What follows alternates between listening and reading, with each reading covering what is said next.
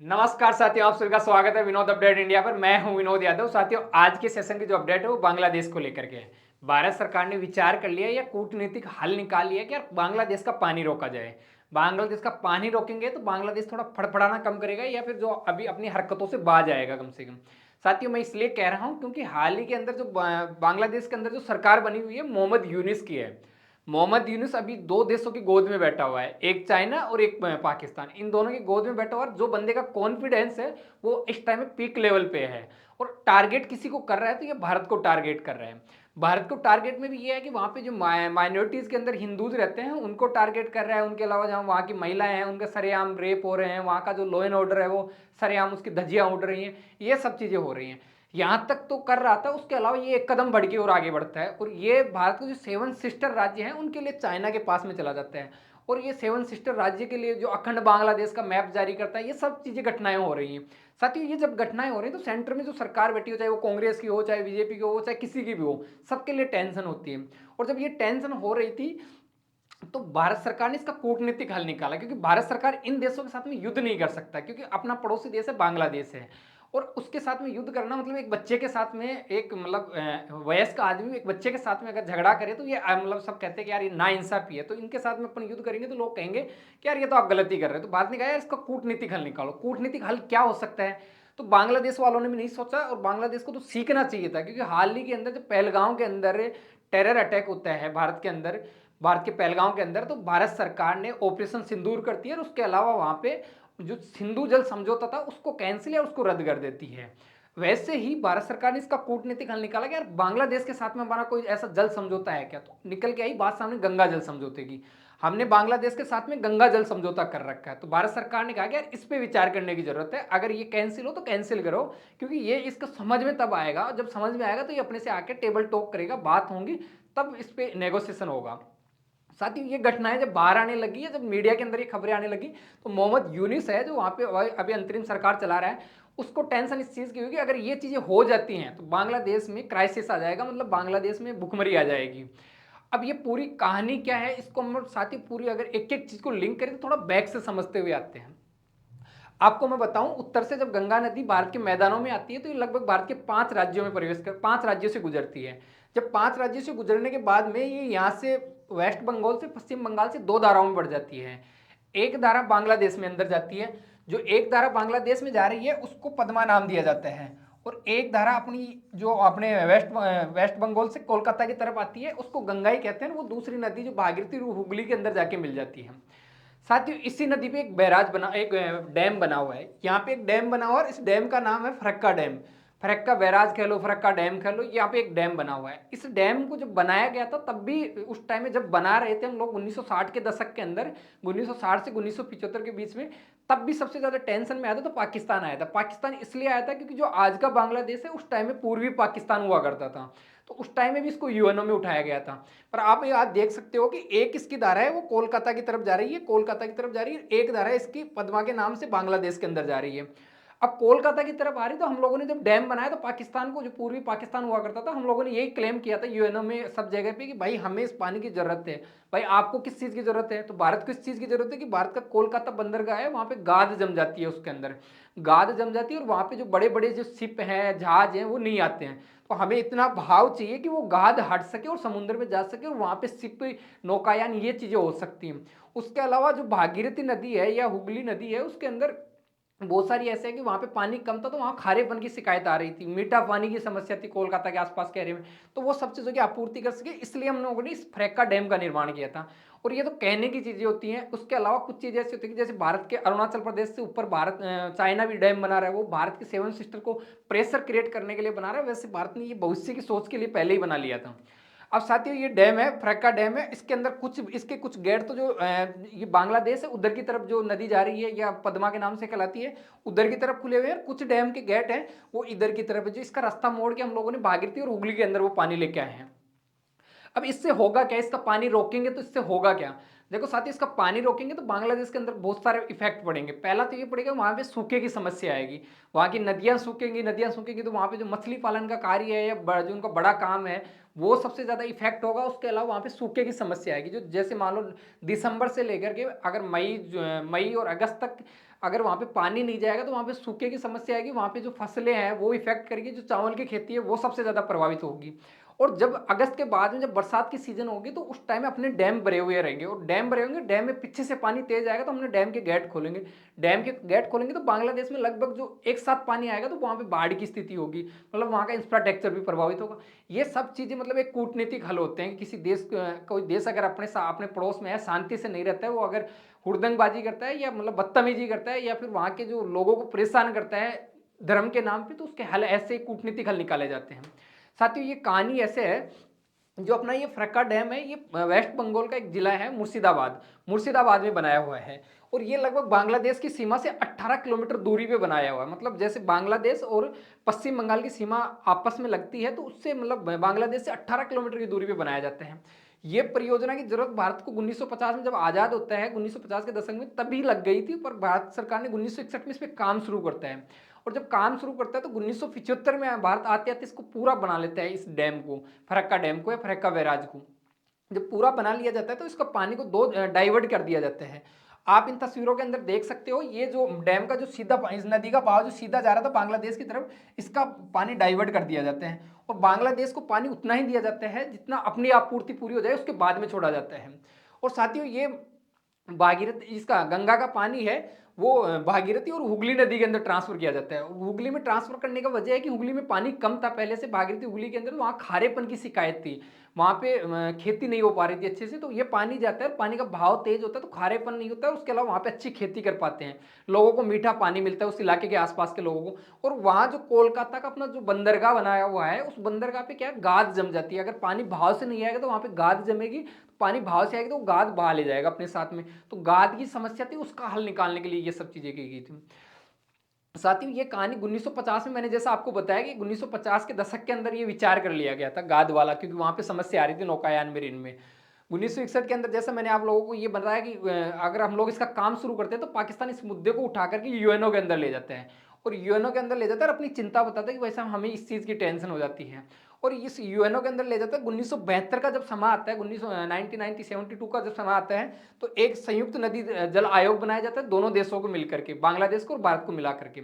और साथ ही 1975 में जब ये बैराज पूरा बन जाता है तो भारत इसका पानी जो बांग्लादेश की तरफ जा रहा था उसको रोकता भी है, उसको इफेक्ट करता है, और वो भारत की हुगली नदी और भागीरथी नदी उसमें ट्रांसफर करता है, इसमें ट्रांसफर करता है तो पूरा जोर मतलब आपको एक चीज़ बताऊं, 1900 जब ये चीज़ें वहाँ पे हो रही थी, पानी जब इधर की तरफ ट्रांसफर किया जाता तो वहाँ पे ये चीज़ें फील हो गई थी, उनको फील हो गई थी, वहाँ की नदियाँ सूखने लग गई थी, वहाँ का जो उनका मछली पालन का काम था, इनका जो चावल की खेती की जाती थी, ये सब चीज़ें प्रभावित हो रही थी। लगभग ये 10 साल तक किया गया था ये सब चीज़ें। इसको ये लोग यूएनओ के अंदर उठाते हैं, यूएनओ को उठाने के बाद में भारत सरकार ने इसको 5 साल का एक 5 साल की संधि करते हैं, और 5 साल की संधि 1977 से 1982 तक करता है, 82 में ये समाप्त हो जाती है। जब ये 82 में समाप्त होती है तो फिर ये गिड़गिड़ाते हैं बांग्लादेशी, और लगभग उस टाइम की जो सरकारें रही वो भारत सरकार से रिक्वेस्ट करती है। 1982 से 1996 तक भारत और बांग्लादेश के लगभग तनाव ही चलता रहता है, कभी वहाँ अपोजिशन की सरकार थी, कभी वहाँ पे मतलब इस टाइम में जो हम शेख हसीना के जो फादर साहब थे उनकी सरकार थी, ऐसे चलता रहता है वहाँ पे पूरी कहानी। साथ ही ये जब पूरा ये सिलसिला चल रहा था तो दिसंबर 1996 आता है, 1996 के अंदर शेख हसीना वहाँ पे प्रधानमंत्री बनती है। जब शेख हसीना प्रधानमंत्री बनती है तो उसको बताया जाता है कि वो भारत के फेवर की है, भारत के फेवर की या भारत की तरफ झुका रहता है। तो साथ ही ये बताया जाता है कि जब वो भारत आई और भारत से रिक्वेस्ट करती है सेंट्रल गवर्नमेंट से, तो उस टाइम एक समझौता होता है। उस टाइम में जब ये बांग्लादेश की प्रधानमंत्री हुआ करती है शेख हसीना, उस टाइम में भारत के अंदर प्रधानमंत्री एस डी देवगौड़ा होते हैं, एस डी देवगौड़ा प्रधानमंत्री होते हैं, तो लगभग एक समझौता होता है, और समझौता होता है वो 30 वर्ष के लिए किया जाता है। ये मतलब एक भारत की बहुत ही रणनीति या सूझबूझ थी कि 30 साल के लिए किया, इसको लाइफ टाइम के लिए नहीं किया। लाइफ टाइम के लिए करता तो आज हमारे ये बाज ही नहीं आता बांग्लादेश, इसको 30 साल के लिए गया था, ये 1996 में किया गया था, 2026 के अंदर दिसंबर में ये समझौता समाप्त हो रहा है, मतलब ये संधि समाप्त हो रही है। अब इसकी कहानी ये है कि जब ये समझौता किया गया तो जनवरी से लेकर के मई के बीच के अंदर जब बरसात ये नहीं होती, मौसम शुष्क रहता है, उस टाइम में पानी बांग्लादेश को भी जरूरत रहती है, वहाँ चावल की खेती है, भारत को भी जरूरत रहती है। तो उस टाइम में ये समझौता रहा कि अगर नदी के अंदर 70,000 क्यूबिक से ऊपर पानी रहता है, अगर इससे ऊपर पानी रहता है तो दोनों भारत को जितनी जरूरत है उतना पानी रखेगा, बाकी बांग्लादेश को छोड़ देता है। अगर इससे कम रहता है 70,000 क्यूबिक सेक से कम रहता है तो सामान्य रूप से ये कहा गया है उसके अंदर कि दोनों पक्ष है बांग्लादेश और भारत, वो पानी को आधा आधा बांटेंगे। और अगर स्थिति ऐसी आ जाती है कि डैम के अंदर या फिर नदी के अंदर लगभग 50,000 क्यूबिक सेक से कम पानी चला जाता है, तो फिर उसके अंदर है कि दो आपातकालिक पोजीशन आ जाती है, इमरजेंसी हो जाती है, तो उसमें दोनों आपस में बैठ के ये तय करेंगे भाई किसको कितने पानी की जरूरत है और किसको कितने पानी की जरूरत है। अब ये तो हुई बात। अब ये जो ये संधि की हुई थी, मैंने आपको बताया कि ये जो संधि हुई थी शेख हसीना और एच.डी. देवेगौड़ा के बीच में, ये समाप्त हो रही है दिसंबर 2026 के अंदर। अब इस टाइम में जो सिनेरियो चल रहा है वहां पे, ये जो इस टाइम में बांग्लादेश के अंदर सीनियर चल रहा है, उसमें भारत ने भी ये कहा कि हम लोग इस पर पुनर्विचार करेंगे, हम लोग इस पर सोचेंगे। और ये लगभग 30 साल की थी, दिसंबर 2026 में समाप्त हो रही है। अभी प्रेजेंट में ये स्थिति है कि मोहम्मद यूनिस इन दोनों की गोद में बैठा हुआ है। इन दोनों की गोद में बैठने के बाद में ये भाई साहब यहाँ रुकते नहीं है। इनको ये दोनों ऐसे कहते हैं ना कि तेरे को ऐसे करना है, ये वैसे ही कर रहे हैं। इसको ये नहीं मालूम कि अपने साथ भारत है, इतना लार्जेस्ट देश है, मतलब वर्ल्ड का पॉपुलेशन में सबसे ज्यादा पे आता है, इकोनॉमी के अंदर 4th नंबर पे आता है, एरिया के अंदर 7 नंबर पे आता है। तो उस देश से अपन लोग पंगा ले रहे हैं, जबकि उसके पास में खुद के पास में कुछ है नहीं, पर इन दोनों के कहने में आ रहा है। और कहने में आ रहा तो ये अभी जब अंतरिम वहां पे अंतरिम सरकार बनती है, अंतरिम सरकार का ये मुखिया रहता है, और ये मुखिया रहता है तो ये चाइना की दौरे पे जाता है। भाई साहब चाइना के दौरे पे जाते हैं तो वहां पे कुछ ऐसे स्टेटमेंट या कुछ ऐसी बातें कह के आते हैं जो भारत के विरोध में बताई जाती हैं।